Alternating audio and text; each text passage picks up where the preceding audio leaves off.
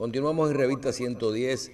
Le damos la bienvenida al licenciado Pelegrín Castillo, vicepresidente de la Fuerza Nacional Progresista. Bienvenido a la revista, licenciado. Gracias, bienvenido.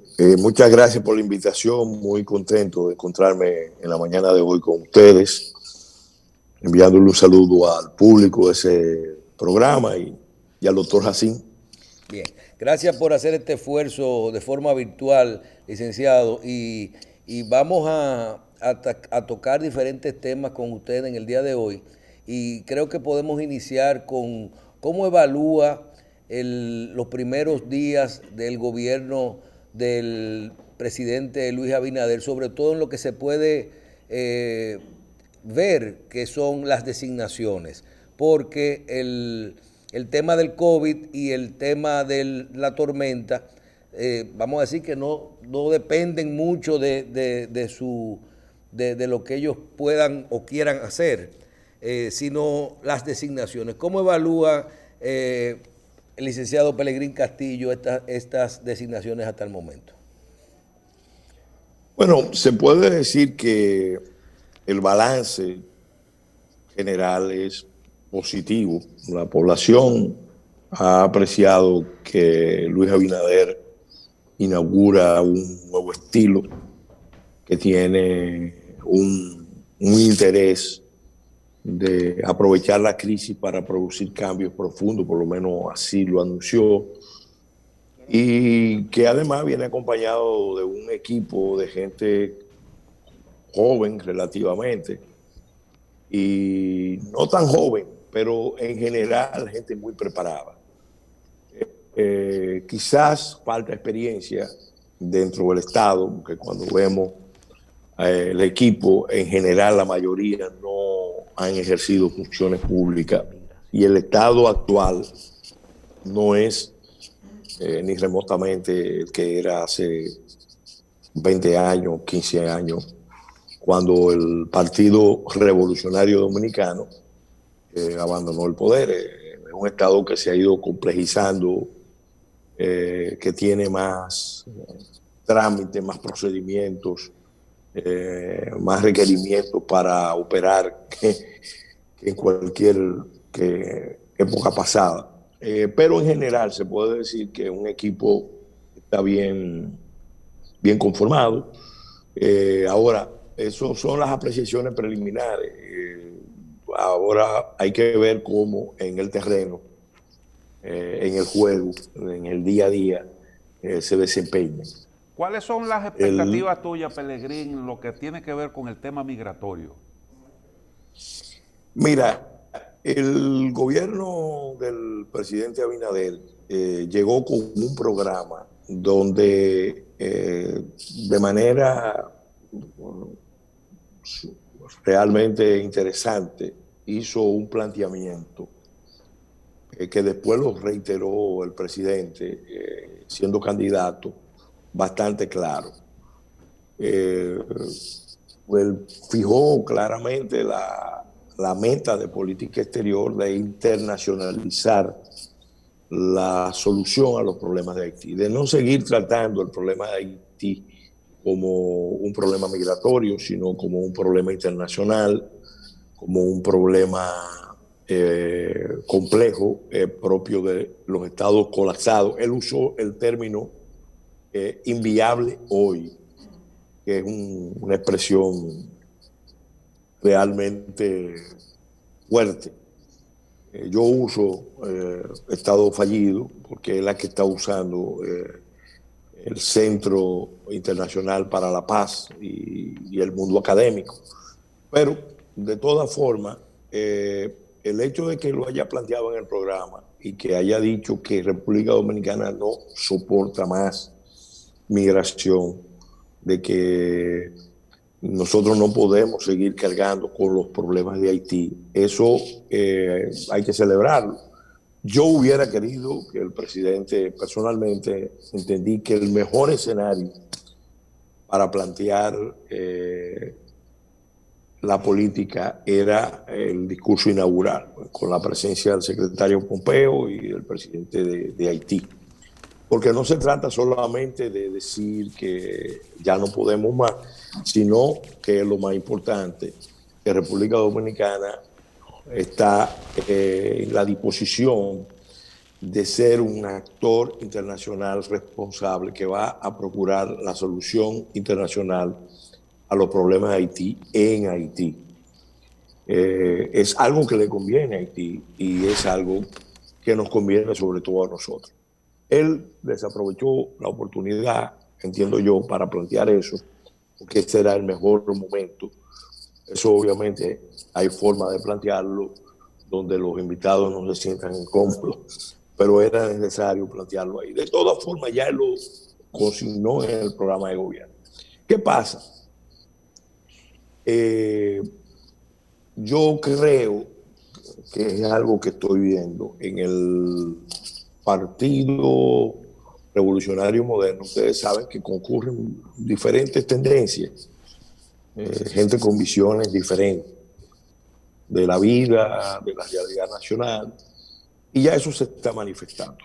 Ya eso se está manifestando. Ya ustedes vieron cómo el presidente del Partido Revolucionario Moderno envió una carta al secretario de Asuntos Internacionales, donde advierte que no autorizó una comunicación que me mandó al Foro San Pablo de salutación con motivo del 30 aniversario del Foro San Pablo. Eso sin duda que es algo que ha provocado malestar en sectores del Partido Revolucionario Moderno y se nota que hay una actitud, vamos a decir, agresiva. En ese contexto, el presidente parece que ante las presiones de esos sectores por definir rápido las líneas, las posiciones, el presidente optó ya por empezar a definir designaciones como la del Instituto Nacional de Migración. Yo conozco a Wilfredo Lozano, hemos tenido a lo largo de los años, muchos años, relaciones, vamos a decir, de cordialidad dentro de las diferencias. Hemos tenido choques fuertes, tanto en el ámbito nacional como en el ámbito internacional. Pero en primer lugar reconocemos que se trata de una persona muy preparada, muy capacitada. Sin embargo, al nombrarlo al frente del Instituto Nacional de las Migraciones, el presidente Abinader mandó una señal para muchos sectores un poco inquietante. ¿Por qué? Porque Willy Lozano, Cristino lo sabe, tiene 20, 25 años trabajando con un enfoque que es el enfoque de los organismos internacionales, de las organizaciones no gubernamentales, incluso de gobiernos extranjeros, que buscan la solución dominicana al problema haitiano. Eso está claro. Entonces, ese es un organismo que no es operativo, sin embargo, es un organismo importante porque es el que ayuda a construir la política, el que hace las investigaciones, el que diseña los planes. Y muchos tenemos razones para estar inquietos porque la visión que él tiene realmente es de cuidado, especialmente con relación al tema de la nacionalidad. República Dominicana, discúlpame Pelegrín, República Dominicana hoy en día no tiene esa presión que tuvo hace un tiempo con el gobierno de Barack Obama en Estados Unidos. El cambio de actitud en ese país como consecuencia del triunfo de Donald Trump, pues ha sido un alivio para la República Dominicana porque esas presiones un poco han desaparecido. Sí. Ahora está planteada la posibilidad de un retorno de los demócratas, ahora con Joe Biden, que tú recuerdas que estuvo aquí abordando precisamente ese tema, el tema migratorio. ¿Tú crees que se puede producir un cambio que vuelva a plantear aquellos temas con respecto a la sentencia y el asunto migratorio en caso de que las elecciones en Estados Unidos no favorezcan a los republicanos una reelección de Trump? Bueno, yo creo que Trump va a ganar y va a ganar ampliamente. Va a ser un triunfo holgado. Eso es el pronóstico que tenemos después de evaluar diferentes indicadores. Pero de todas formas, es un hecho que si ganaran los demócratas, y especialmente un partido demócrata radicalizado, con una serie de agendas, van a llevar eso al plano exterior y van a empezar, sin duda, por la isla de Santo Domingo. Porque los afroamericanos son los que hace años tienen una gran alianza con la diáspora haitiana y con el Partido Demócrata, con un núcleo fuerte del Partido Demócrata encabezado por los Kennedy, después por los Clinton y ahora por los Obama, que a partir de un relato completamente cuestionable de las relaciones dominico-haitianas, entienden que hay que hacer una especie de restitución histórica de Haití a expensas de República Dominicana. Imponerle a República Dominicana la solución a los problemas de Haití. Y eso evidentemente sería una catástrofe. Pero yo decía que la designación de Willy Lozano le levantó ronchas, inquietudes en muchos sectores de la vida nacional que están involucrados en este debate. Sin embargo, después vimos que el presidente nombró al doctor Juan Manuel Rosario como viceministro encargado de migración y de asuntos de regularización. Eso es muy importante porque ese es un área como un balance del ministerio, sí, y es un área del ministerio que tiene que ver directamente con la gestión de la Dirección de Migración. Del doctor Enrique García no tenemos mayores referencias ni en un sentido ni en otro. Enrique García, sí, nosotros lo conocemos, y es una persona con altos valores ahí no hay que preocuparse mucho con temas haitianos, no, él es fuerte, él está muy claro con los dominicanos. Bueno, pues eso es. Entonces ya eso sin duda ayudaría a darle balance a la política.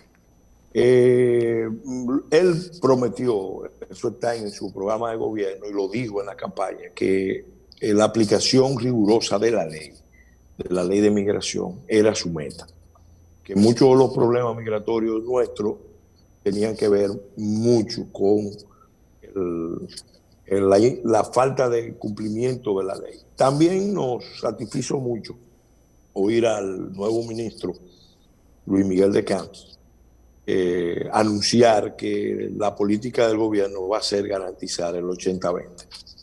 Sabemos que eso quizá no se logra de inmediato, pero en estas circunstancias yo diría que es mandatorio, es perentorio, porque los trabajos que hay en medio de esta crisis, donde hay una crisis de desempleo agudo, tienen que ser preferentemente para los dominicanos, y los que vaya a haber en el futuro también tienen que ser preferentemente para los dominicanos. De todas formas, eso nos sigue planteando el tema principal, que, repito, el presidente Abinader lo abordó muy bien en la campaña, lo plasmó muy bien en el programa de gobierno. El canciller Álvarez también habló de eso. El punto duro, el punto, vamos a decir, polémico, es el tema de la nacionalidad. Nosotros poco lograríamos en esta materia si permitimos que nos impongan una minoría nacional. Aquí hay la estrategia esa de Solución Dominicana al problema haitiano, es una estrategia que uno conoce por diferentes fuentes y que busca básicamente auspiciar de facto una especie de fusión insular. De hecho, el mercado insular ha venido siendo trabajado en forma conjunta, tanto por empresarios como dominicanos, como por empresarios haitianos. Y la contrapartida de esa visión del mercado unificado para el comercio y la inversión es la libre movilidad de la mano de obra. Y dentro de la mano de obra, la meta final es la implantación de una minoría nacional con derechos políticos aquí, que sea culturalmente haitiana, que no renuncie a sus raíces, pero con poder de decisión en República Dominicana. En cierta forma, eso es una realidad. Pelegrín, disculpa, ¿crees que es posible revertir por la vía de hecho los efectos de la sentencia 168-13? Ese ha sido realmente el plan desde que se aprobó la sentencia. A nosotros nos consta que en el gobierno del presidente Danilo Medina, desde el primer día, es más, desde antes de que se emitiera la sentencia, el ministro Montalvo enviaba su representante al Tribunal Constitucional a presionar para que se decidiera en sentido contrario a lo que había decidido la Suprema Corte de Justicia en el año 2005. Yo quiero resaltar que un elemento fundamental del pacto de nosotros con Danilo Medina fue ese.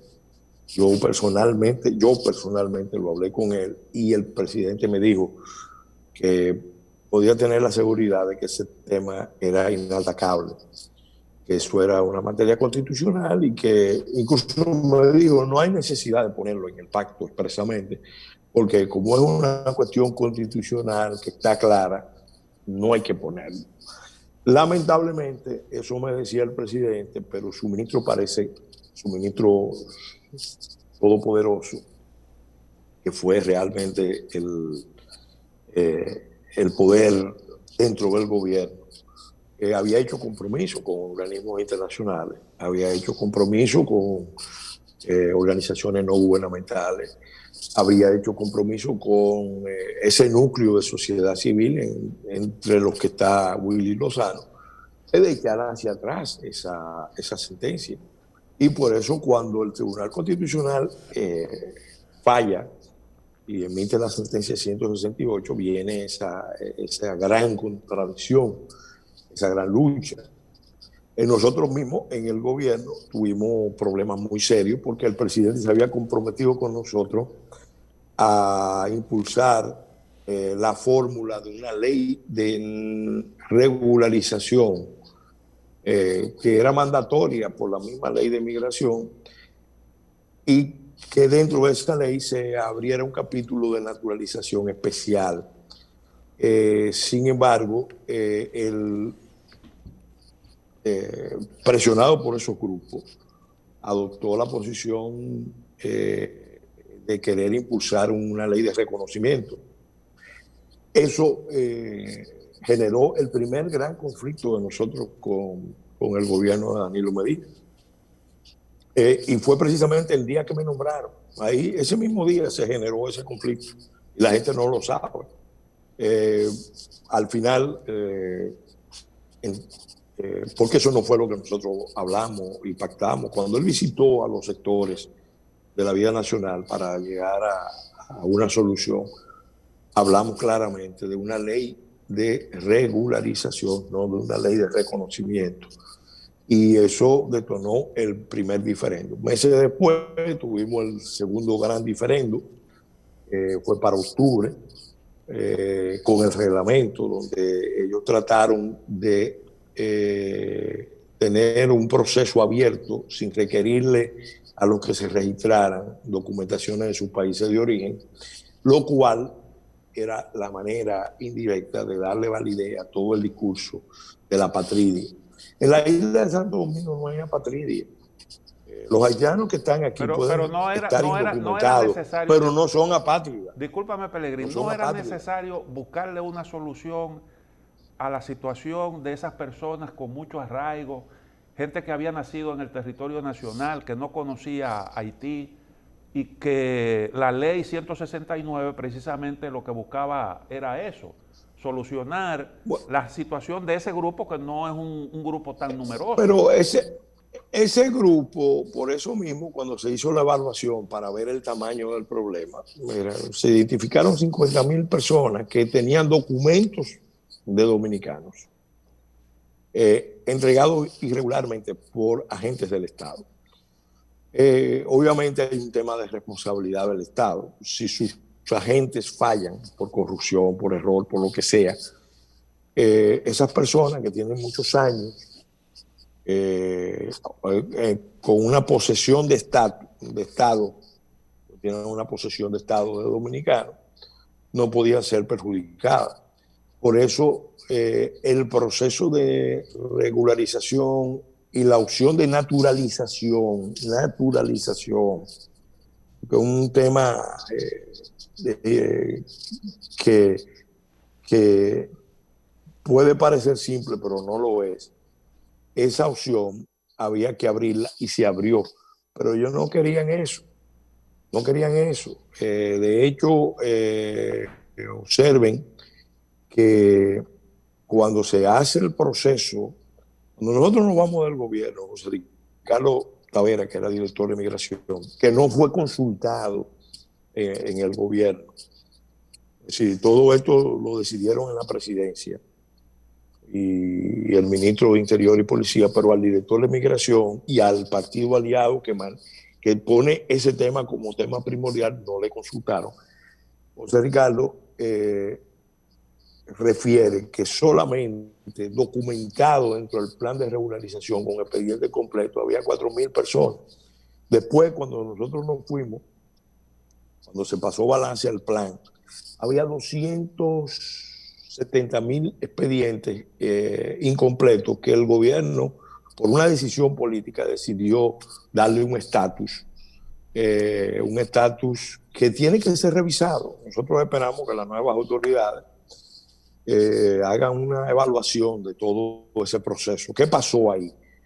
Porque tenemos la conciencia de que se cometieron muchas irregularidades, que se violentaron las propias decisiones que tomó el Estado, que tomó el Ministerio de Interior y Policía, el Congreso.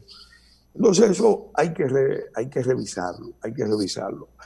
Y lo más importante es empezar a construir una relación con Haití basado en el cumplimiento de las normas.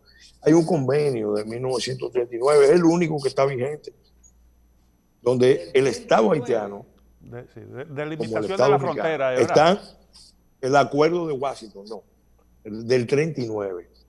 El acuerdo de frontera del 29. El acuerdo de Washington es un acuerdo que se adoptó en el 39 junto con el modus operandi que obliga a ambos estados, y ambos estados están en primer lugar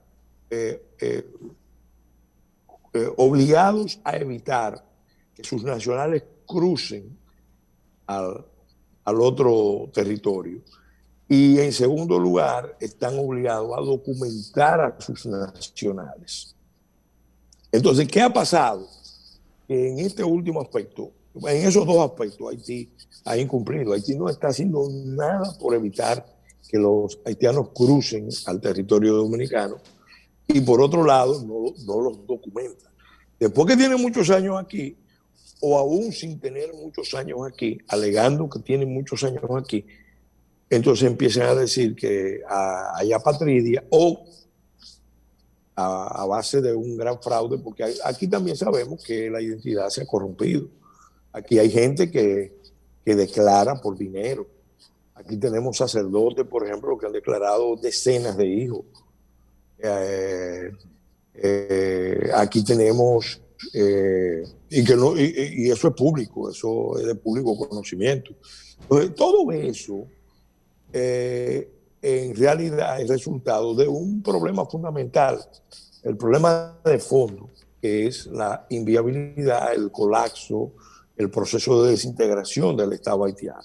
Por eso, con respecto, Sí. precisamente dentro de la revista, de las medidas que usted dice que debería ser revisada, hubo un decreto de los últimos del presidente Medina que fue concediendo la nacionalidad a 750, más o menos, haitianos.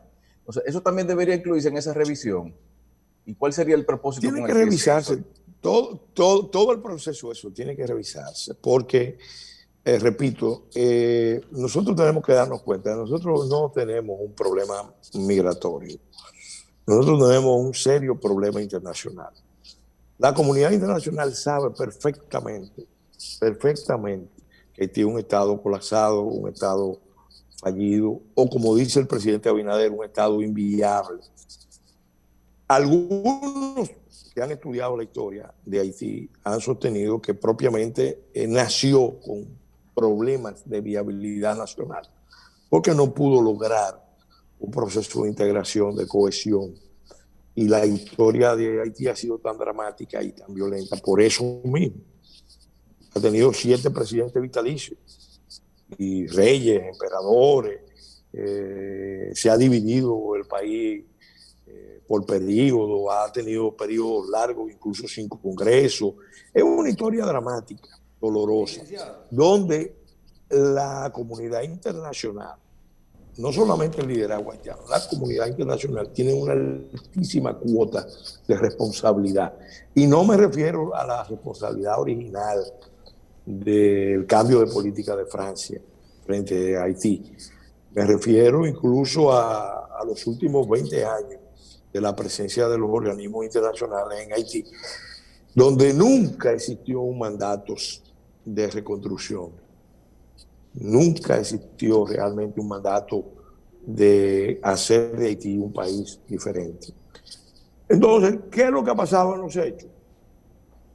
En el fondo, la debilidad de las posiciones dominicanas, el hecho de que haya sectores del empresariado, lo quiero mencionar en primer lugar porque son los actores que más han influido en eso, de la política, de la intelectualidad, del mundo religioso, que hayan avalado por interés, por temor, por inconsciencia, por irresponsabilidad, por miedo, que hayan avalado la fórmula de la solución dominicana al problema haitiano, es precisamente lo que ha estimulado la irresponsabilidad de las élites haitianas con su propio país y sobre todo de la comunidad internacional.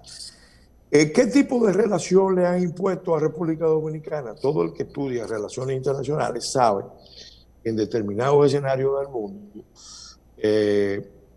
se usa la figura en relaciones internacionales del Estado pivote, que pasa a ser, vamos a decir, relativamente el responsable, no oficial, pero sí de facto, de una situación que se genera en sus estados fronterizos. Licenciado, Sí.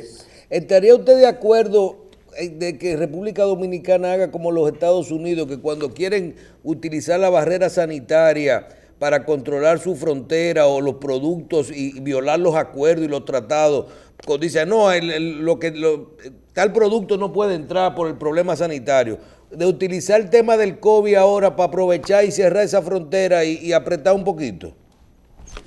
Mira, yo creo que nosotros tenemos que tener abiertas todas las opciones, pero lo que tenemos que tener claridad en el objetivo primordial. El objetivo primordial tiene que venir de un gran acuerdo internacional, de la comunidad internacional y de las potencias que se han proclamado amigas de Haití y que han sido amigos muy poco consecuentes con el destino de Haití. ¿Qué nos conviene a nosotros como país? Eso es bueno que se entienda. Nosotros no tenemos, al contrario, yo he dicho que nosotros somos los mejores aliados. Debemos ser los mejores aliados, los dominicanos, y lo digo por la Fuerza Nacional Progresista. Nosotros somos los mejores aliados, y se lo dije a un grupo de líderes haitianos, con el destino de Haití en Haití, para la reconstrucción de Haití como nación.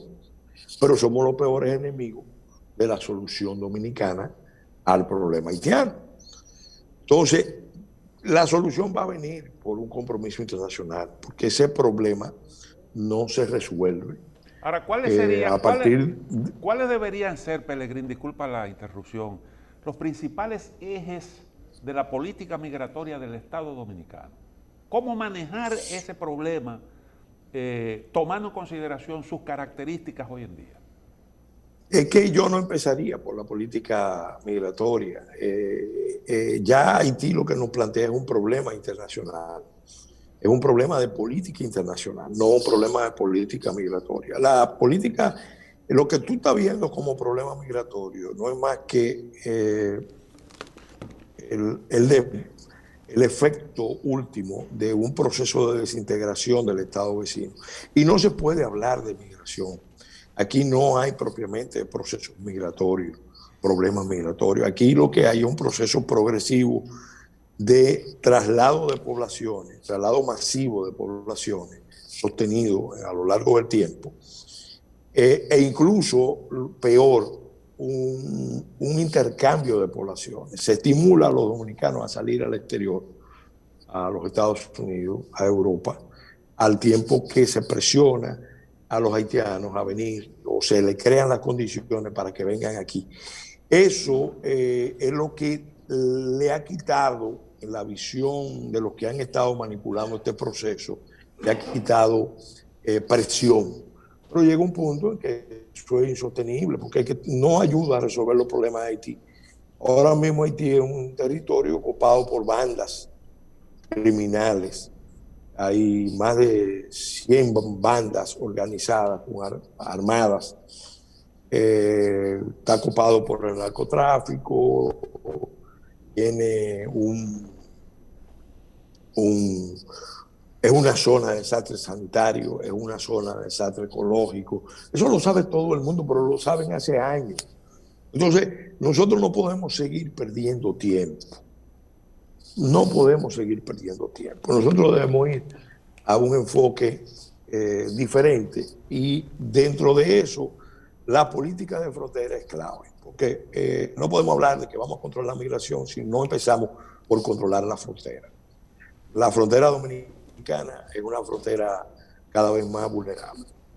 Aunque se han hecho algunos esfuerzos, las Fuerzas Armadas, todo el que está medianamente enterado de lo que pasa en la frontera sabe que en la frontera hay decenas de pasos ilegales, que ese proceso es sostenido de ir y venir, y no solamente haitianos, vienen gente de otras partes del mundo. Yo en una ocasión le dije,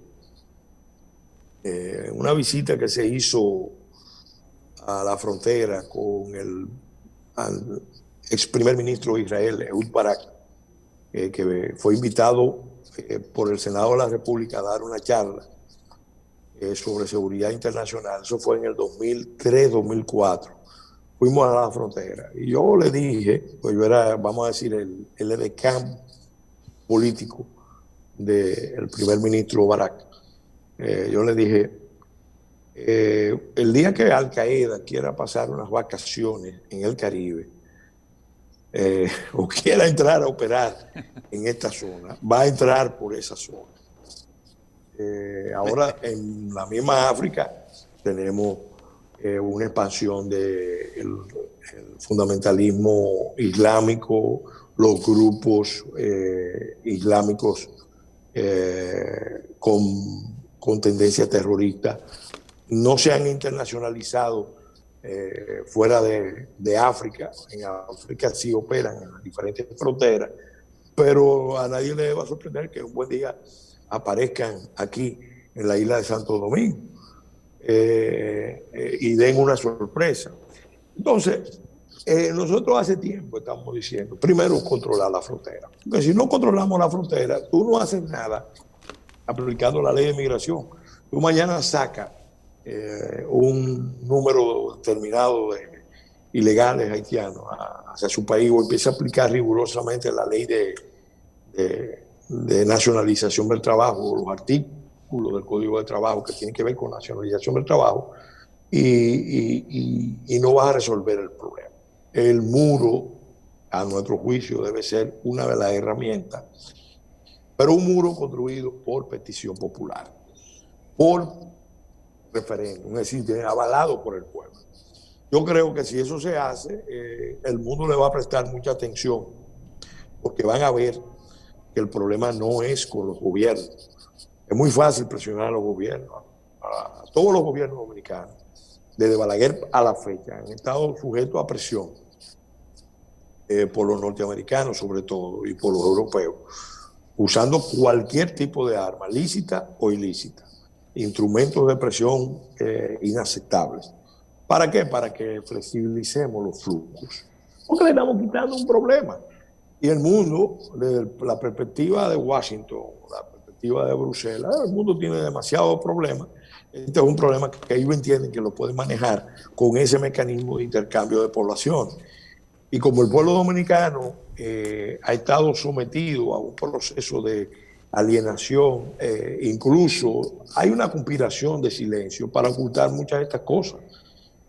De hecho, hay programas que se financian desde organismos internacionales, desde la Unión Europea, se financiaban desde Estados Unidos, para que los periodistas dominicanos tengan una manera de tratar las relaciones dominico-haitianas, que no levante inquietudes. Es decir, que el pueblo dominicano no sienta que está siendo ocupado, que su territorio está siendo ocupado.